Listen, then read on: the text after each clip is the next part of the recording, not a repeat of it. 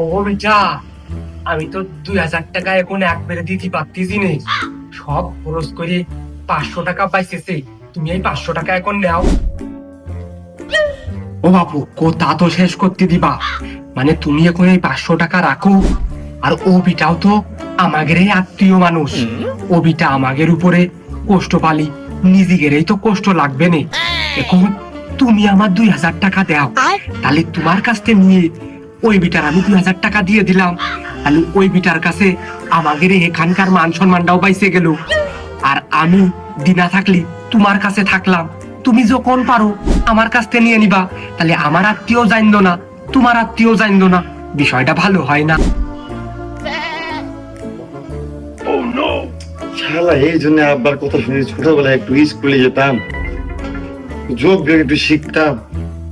মানে আমার মনে হচ্ছে ভালো হইবে, তারপর আমার মন বলছে মনে হচ্ছে ভালো হইবে না। 500 টাকা দিয়ে দিচ্ছ, তার তো দিনার পরিমাণ কমেই গেল।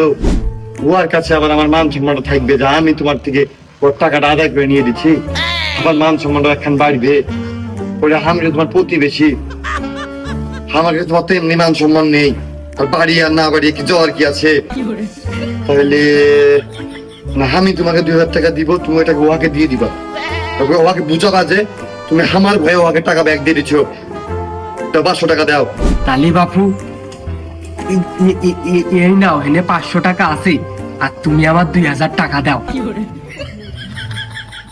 100 টাকা সবুজ নোট।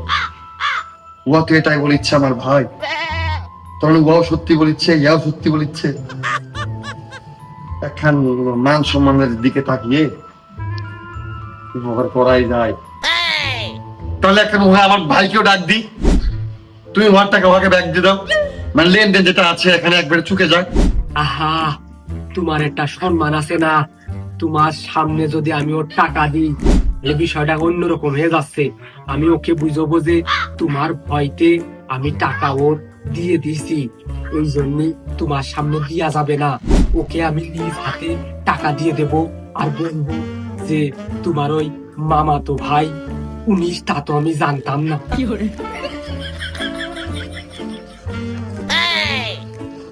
নাও,